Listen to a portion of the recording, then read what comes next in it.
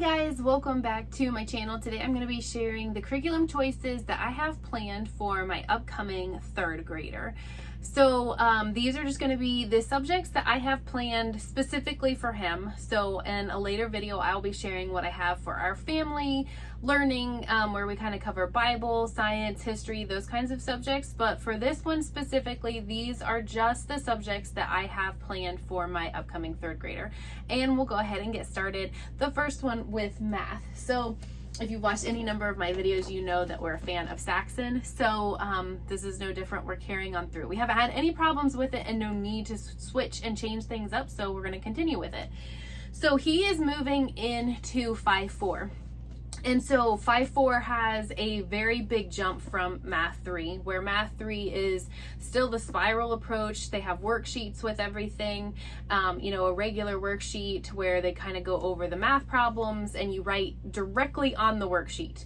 And you've got a daily math fact worksheet and you write directly on the math fact worksheet.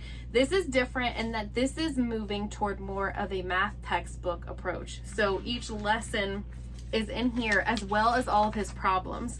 So one thing you're going to notice is that he is going to actually have a math notebook in which he is writing all of the answers down from here, whether it's rewriting the problem or writing directly the answer into his notebook. He doesn't have a worksheet where he's going to be doing his work. So this is what it's going to look like. You have a lesson. We have some mental math or just like a warm-up exercises that he and I will do together. Then we have his new concept where he's going to be learning the new lesson. So we kind of go over this, you go over the new lesson. They have the lesson practice, which are problems that pertain directly to the lesson I just taught. So these are problems that are just, okay, I just taught you the concept. Now let's do some practice to make sure that you understand the concept. If not, you kind of go back and rework through whatever you didn't understand. After that, you have the mixed practice. And with all of these problems, he's going to need notebook paper. So with each of my previous boys who've done this, I get them a notebook. They do all of their math work in this notebook. This is going to be his new year.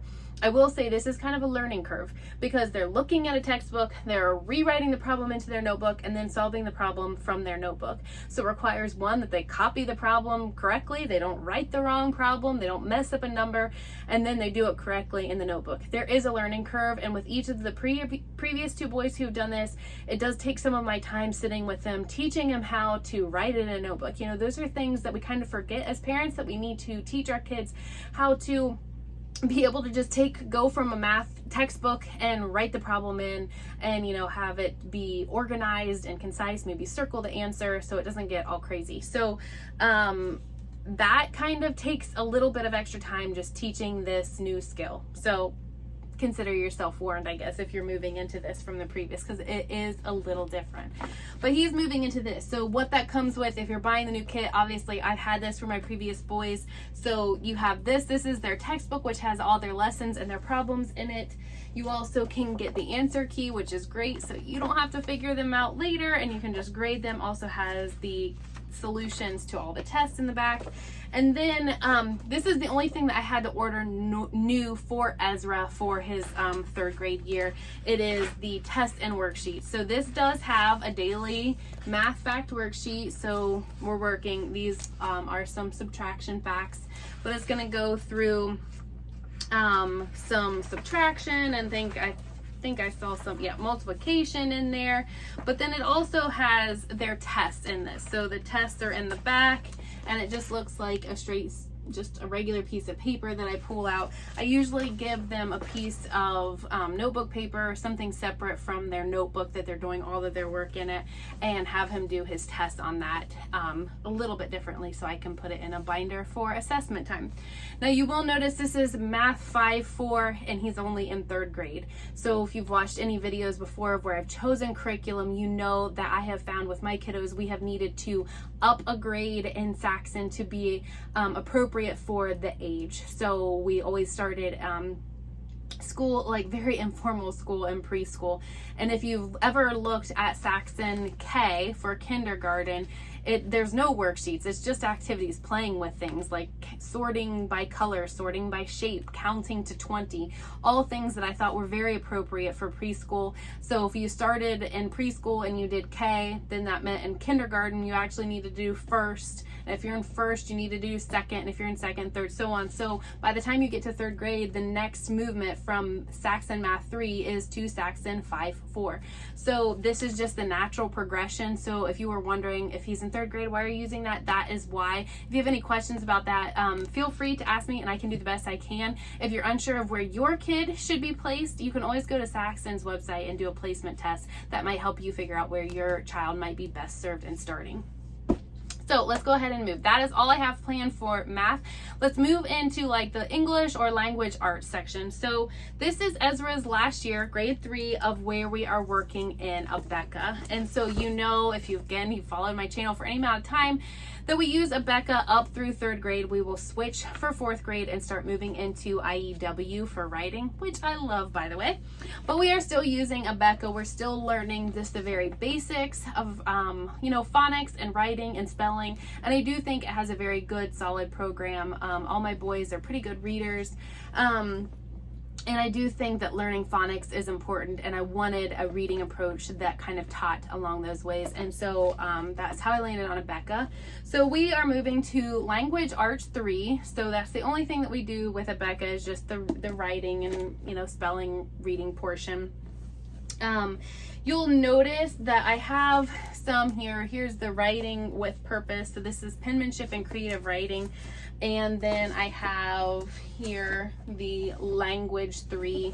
These are the worksheets where we're, learning about choosing the proper singular verb or plural verb, or using the right helping verbs, learning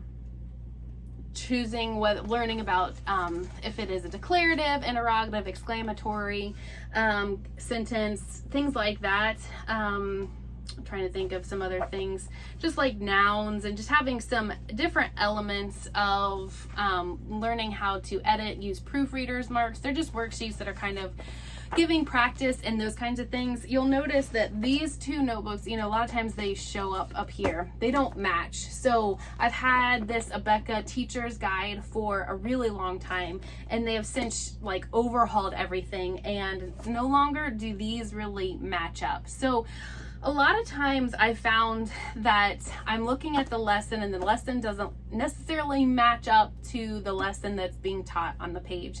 So in those instances, I do kind of a brief lesson from the book, make sure I've covered that material, and then I go ahead and make sure that I've covered the lesson for the paper. So what do I mean by that? Like here at this top of this box, it has like a little look closely, and it has a tiny little lesson in and of itself. Capitalize the first word, the last word, and very important word, and every important word in the titles of books, stories, poems, and songs. So that kind of is just a part of a lesson where it's including that. So I'll go over that with the kids.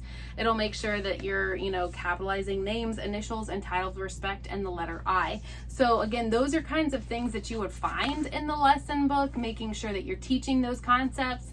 Sometimes they just don't align with the revamped workbooks. So I find that I might be doing a little double dipping between. Sometimes I skip it in here. Sometimes he might already know it on the worksheet. Whatever the case is, I'm just kind of following through with both, using both loosely just to make sure that we're kind of covering all the bases. But it has this workbook that we're doing. This one's the writing. This one you'll see it is in cursive handwriting, but it's focusing on doing a little bit of creative writing and some penmanship, some copy work, as well as some creative writing on his own.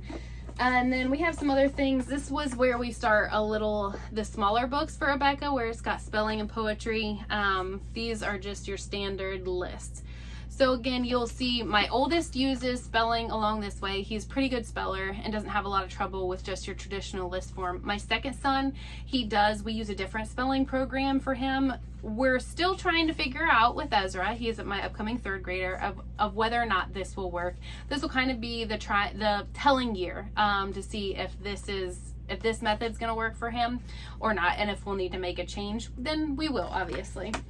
Along with that comes some just language tests that we've had in the past, as well as read and think skill sheets. These are just opportunities to, it's reading like a couple of paragraphs, and then you turn to the other side and there's 5 questions, just basically making sure that their reading comprehension is good, and that they're able to read a small passage and then be able to understand the main theme and what was going on in those paragraphs. So those kind of all go together, as well as we do have some readers. So Ezra is my big reader, and so he will be going through, we have several of the Abeka readers, and he usually can fly through these, so I just grabbed a few of those to show. We've got this Swiss Family Robinson story in there, so they've seen the movie with that, so I think that they'll enjoy, or he will enjoy that book. But then a lot of the other ones are just short stories. They don't really tie through with the whole book. They're just a few small stories within the same book, so he'll be doing those readers as well. Now, the other thing for language that we do in our family is first language lessons. And we predominantly teach this as verbally. We don't do a lot of, I know you can have, I think with level 3 it does start, you can have a companion book where the kids can do some writing in it. We do not purchase this book. We just do most of the stuff verbally. If there are a few things at the end of this book, we do start to do some diagramming, sentence diagramming. And in the past with that, I have just grabbed a dry erase board or just a piece of paper, and we will just do some diagramming on a piece of paper, dry erase board, whatever we can find available. But we don't buy the companion workbook that goes with this, although if that is how you wanted to do it, it would be great for you to do so. We just don't do that in our family. Again, first language lessons is focusing on the parts of speech, memorizing the definitions for all the 8 parts of speech, as well as starting to learn some basic sentence diagramming. We also do some poem memorization in here, as well as some reading some short stories and asking questions and asking for the child to be able to retell the story in their own words back to me, the main points, main characters, things like that. So again, mainly a very short lesson. We're talking maybe 10 to 15 minutes for this. And I use it as a companion. Sometimes we will cut a lesson a little short. There is a little bit of overlap between this and the Abeka, but I did find that this was helping us get to the root of some of the memorization. We are doing some sentence diagramming in this. So those were a few extra things that we wanted to incorporate into our learning that this book provided, but maybe we weren't necessarily getting from our Abeka. So that all together is what he will be covering in for his language. Now, one other thing that I wanted to share, I don't have anything visually to show you, but that is, it is typing without tears. So at the end of the last school year, for each of my kiddos, I started realizing that my older boys who were wanting to type their papers for their IEW class were unable to type, and I kind of felt like I'd really dropped the ball, at least for my oldest. He's sitting there trying to peck out his paper, and I had really dropped the ball on getting them started with typing early on. So we had a friend who suggested Typing Without Tears. It is a completely computer and online program. They don't have a book that they look at that they're typing anything. It's all kind of games. So they're learning how to work with a mouse. They're learning how to type with the appropriate, have your fingers on home row and use the appropriate fingers that light up. The finger lights up with a color and it shows you what button to push, and you find it on the keyboard. So they are all slowly learning and working through their typing program. I had to buy one for each kid. So each of 4 of my kids have their own typing program, and they have their own logon, so I can kind of gauge and watch over, see how they're progressing through. But they all kind of look at it as a game, so it kind of works out because they're all enjoying the typing program. So whether or not they finish this, I think each of the licenses that I bought for each kid lasted a year. So whether or not they finish this one up and move on to the next one by the end of the year or before, we'll just keep progressing as each child is done and ready to move on. I think there might have been like 4 or 5 different levels, so they each have several lessons and that they'll go through. So they will be continuing on with that as well. If you guys would like to see how the typing program works, just drop a comment below. I'd be happy to show you. It obviously is all on the computer, but I could do a quick walkthrough of what that looks like for each kid. The kids seem to really enjoy it, so I'm happy with it, and hopefully, at least my friend has seen a lot of success with her boys going through this program, so I am hoping that we will see the same as well with us. So that is all we have. We have math, we have language, and we have a little bit of typing. The family style subjects, I'll be covering those in a later video, so if you have any questions of what I've covered here, please drop the questions below. I'd be happy to answer them, and until next time guys, have a blessed day.